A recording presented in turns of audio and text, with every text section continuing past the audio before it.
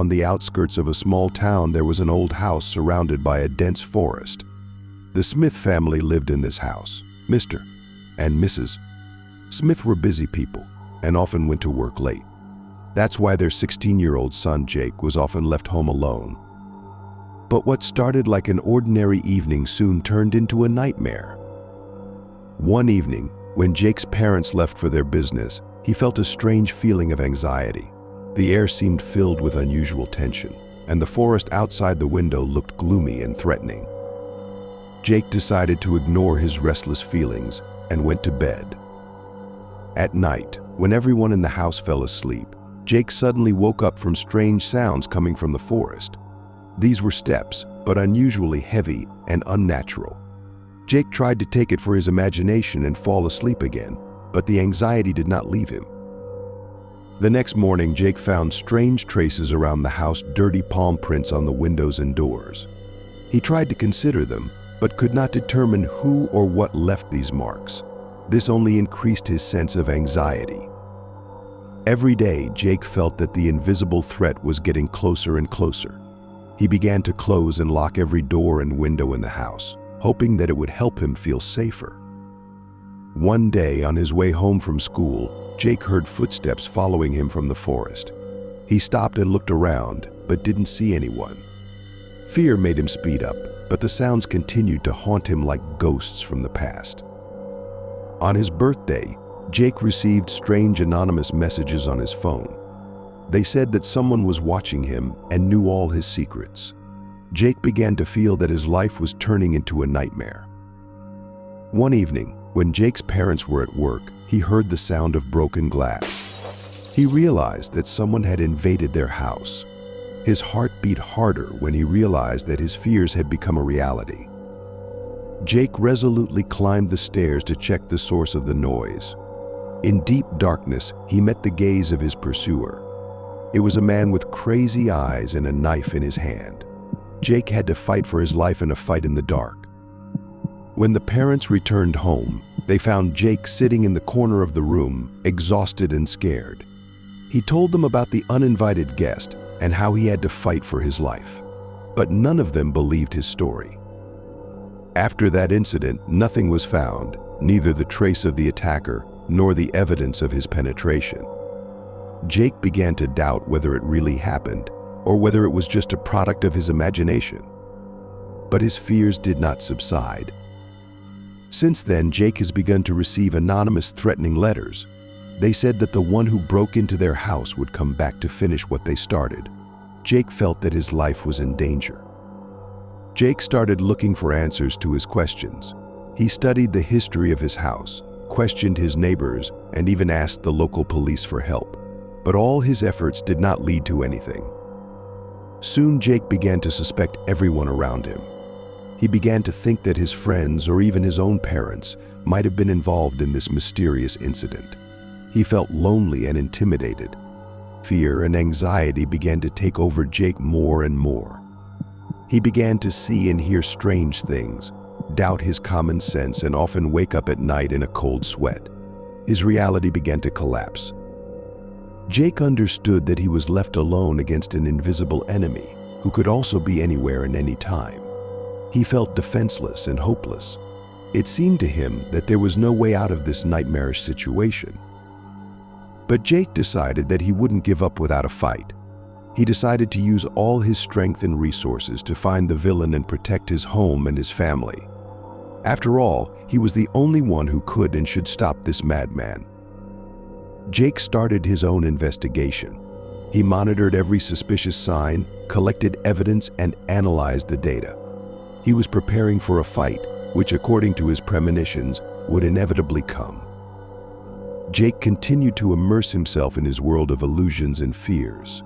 He was more and more convinced himself that he was being haunted by some invisible threat. The whispers in his head were getting louder, and the ghosts he saw seemed more and more real to him. But when he turned to a psychiatrist for help, he diagnosed schizophrenia. With a diagnosis of schizophrenia, Jake realized that his enemy was not a real threat, but his own mind. He started treatment, hoping for recovery. Although the path to recovery was difficult and long, Jake hoped that one day he would be able to overcome his fears and illusions and return to normal life.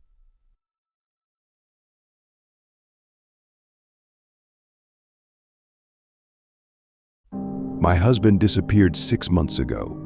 He just went to work one day and never came back home. The event shocked all our neighbors, as such a thing had never happened in our quiet suburb, surrounded by white lace fences. The police started an investigation. The neighborhood watch patrolled the area, but no one found any clues to explain what happened to him. Our family struggled with grief in vain. Not long ago, the last missing posters with my husband's face disappeared, torn or buried under new announcements. The police contacted me less and less, and gradually the calls ceased altogether. I accepted the new reality. As difficult as it was, I admitted that my Rick would never return. And then he came back. Last week, I was watering petunias behind the house when I heard the garden gate creak open. Instinctively, I turned my head.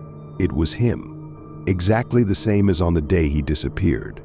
The wind tousled the same light hair, the same bright blue eyes sparkled, the same lips curved in a smile. In shock, I stood frozen.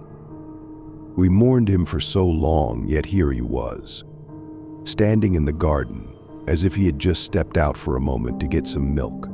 I asked him where he had been. He didn't know. He couldn't remember anything about the last 6 months. Everyone was overjoyed, friends, our families. They could hardly believe their eyes. But not me. Listen, I understand this sounds insane. Our families will never believe me, and I would never go to the police unless I wanted to spend the rest of my days in a straitjacket. But I just know that the man sleeping in my bed is not my husband. I don't know what to do. Intellectually, I know I should be happy, but I'm not. I'm terrified. I don't know much about the supernatural, paranormal stuff. I don't even watch horror movies, but this situation sends shivers down my spine. Just listen, I'll explain why I'm so sure. And maybe someone out there will believe me and tell me what to do now. The morning after Rick returned, I made him a cup of tea. He took it, giving me the most radiant smile. Then he took a sugar cube from the sugar bowl and dropped it into the cup. Since his return, our home has been plunged into a whirlwind of feverish chaos, and I was still in shock and didn't attach any importance to it at the time. But that episode stuck in my mind. Call it trivial, but my husband never drank tea with sugar. He believed it ruined the taste of the drink and always got upset if I accidentally added sugar to his cup. Yet that person drank tea with sugar. The next clue was golf. A few days ago, there was a golf tournament, and Rick was visiting his mother at the time. His favorite player was playing, so I recorded the tournament to make sure he wouldn't miss anything. He was a huge golf fan. He once even canceled our anniversary to watch the championship. But when he came home and I showed him the recording, he didn't react. No, of course, he said thank you and all that, then just asked if I wanted dinner, and didn't even touch the TV. Then one night I woke up around 2 and saw Rick's face just a couple of inches above mine. He was staring at me with empty eyes. "Darling, what's wrong?" I asked nervously. He didn't answer. For another 30 seconds he just stared through me, and then suddenly smiled and said, "Sorry, honey. I still sometimes can't believe this is all real." And then he turned onto his other side and fell asleep. But not me. Yesterday marked about a week since his return. The neighbors gathered for a party to celebrate the event. People from our street and neighboring streets came to assure Rick how happy they were that he was okay. He was constantly in the midst of the crowd, sometimes standing beside me, hugging me, sometimes mingling around, chatting amiably with everyone, even with the kids. Jackson Sally's little son, our neighbor, wanted to play hide and seek, and Rick happily went with him. And let me tell you, he would never do something like that. My husband claimed he didn't like kids. That's why we didn't and couldn't have kids. That's why he never played with the neighborhood kids. Especially with Jackson, Rick literally avoided him. Shortly before his disappearance, I began to suspect that my husband was simply trying not to be around the boy so that no one would notice their subtle but obvious resemblance. The final nail in the coffin was Sally herself. This morning she knocked on our door. She stood on the threshold with a large tray of pastries as an excuse to come in, but I understood that she just wanted to assess the situation with her own eyes. I escorted her out and called her an annoying busybody. And Rick just laughed, kissed me on the forehead, and agreed. Can you imagine? That's when I was finally convinced that this person cannot be my husband. Rick would fly into a rage if I insulted Sally, as if I had no reason to hate her, as if she hadn't been sleeping with my husband behind my back for years. But today everything was quiet. He no longer tried to defend her. I know what you're thinking.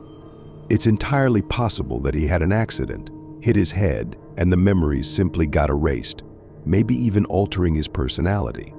And that's a perfectly good, logical explanation. I won't argue. That's exactly what the police would tell me if I decided to tell them my story. But you know why I'm absolutely certain that this person is not my husband? He doesn't have the scar. Just like that. If it really was Rick, he would have a scar on his forehead from the golf club I hit him with. But it's not there. Not a trace.